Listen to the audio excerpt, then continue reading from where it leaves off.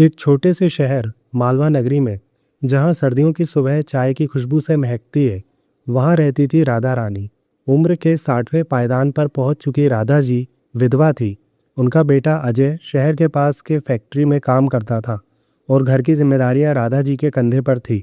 घर छोटा सा था, लेकिन दिल बड़ा।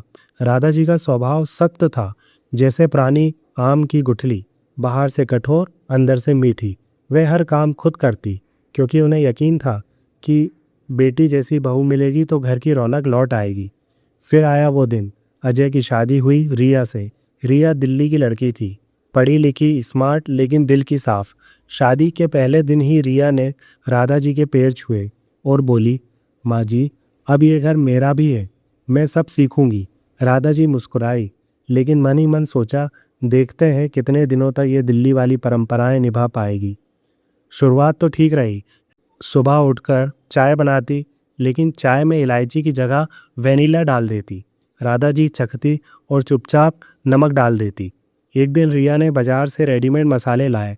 राधा जी का चेहरा सख्त हो गया। बेटी, ये क्या?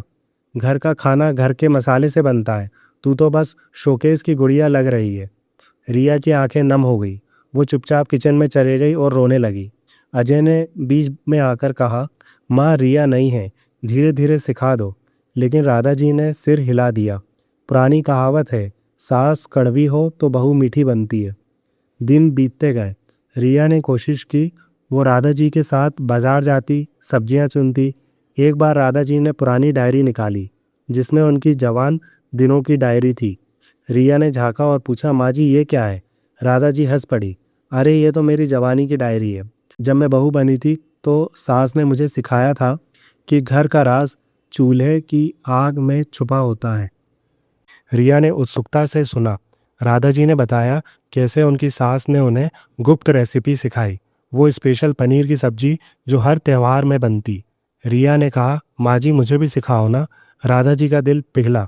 वो दोनों किचन में बैठी और राधा जी ने हाथ पकड़कर मसाले पीसना सिखाया।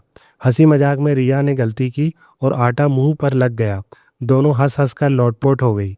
लेकिन जिंदगी में फिर इम्तिहान लिया। एक शाम अचानक राधा जी को सीने में तेज दर्द हुआ। डॉक्टर ने कहा, हार्ट अटैक का खतरा, आराम करो। अजय ऑफिस में था और रिया अकेली थी। रिया घबरा गई, लेकिन संभली। उसने एम्बुलेंस बुलाई, राधा जी को अस्पताल पहुंचाया। रात भर बेड के पास बैठी रही, पानी पिलाती रही, दवा की टाइमिंग नोट करती रही। सुबह जब राधा जी होश में आई तो देखा रिया थकी हारी सो रही है। राधा जी ने उनके सिर पर हाथ फेरा और आंसू बहने लगे। बेटी, तूने तो मेरा घर बचा लिया। अस्पताल से लौटकर चीज़ें बदल गई। रिया अब राधा जी की डायरी पढ़ती और राधा जी रिया के फ़ोन पर वीडियो कॉल्स देखती। एक दिन रिया ने कहा, माँ जी, मैं प्रेग्नेंट हूँ। राधा जी की आंखें चमक उठी। अब तो घर में नन्हा मेहमान आएगा। चल, वो स्पेशल हलवा बनाते हैं तेरे लिए, ताकि बच्चा मजबूत बने। रिया ने गले लगा लिया। फिर आया दीपावली का त्यौहार। घर सज गया। रिया ने राधा जी के साथ मिलकर मिठाइयाँ बनाई, वो पुरानी रेसिपी वाली। अजय हैरान था। माँ, रिया, तुम दोनों तो दोस्त लग रही हो।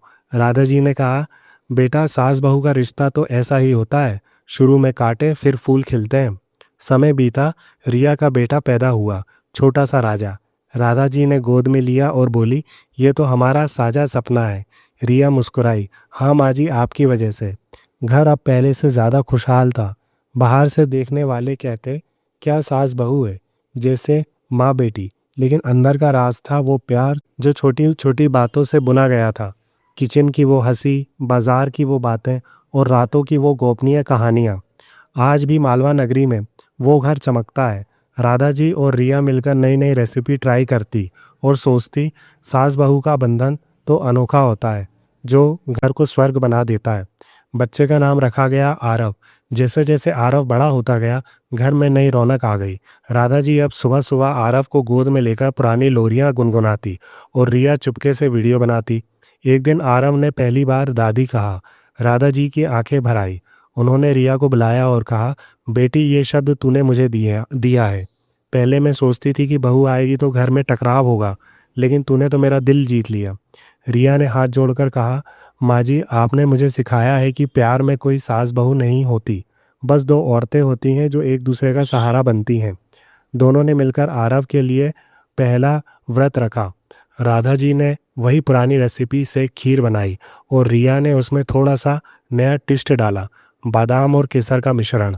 सबने तारीफ की। पड़ोस की महिलाएं आई और बोली, राधा जी आपकी बहू तो कमाल है, आप दोनों मिलकर तो जादू कर रही हो।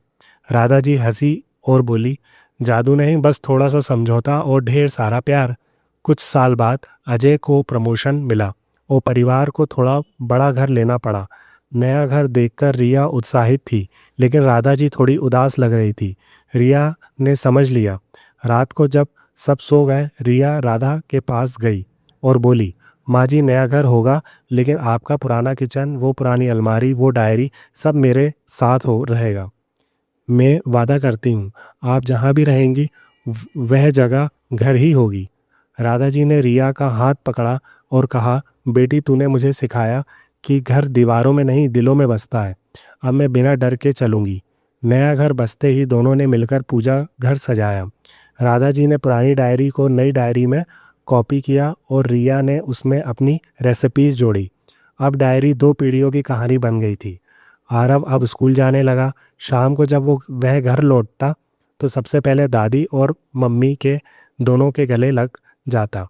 राधा जी और रिया अब साथ में योगा करती, साथ में बाजार जाती और साथ में टीवी पर सीरियल देख कर हंसती।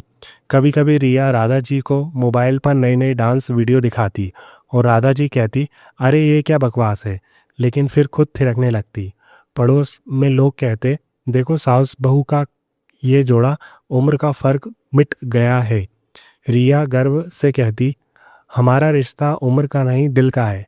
और इस तरह वो छोटा सा घर अब एक परिवार की मिसाल बन गया, जहाँ सास बहू का रिश्ता सिर्फ जिम्मेदारियों का नहीं, बल्कि दोस्ती, विश्वास और अनंत प्यार का था। हर त्योहार पर वो दोनों मिलकर मिठाई बनाती, हर शाम चाय के साथ पुरानी यादें ताज़ा करती और हर रात आरव को कहानियाँ सुनाती। कहानियाँ जो सिखाती थी कि प्यार से बड़ा कोई रिश्ता नहीं होता।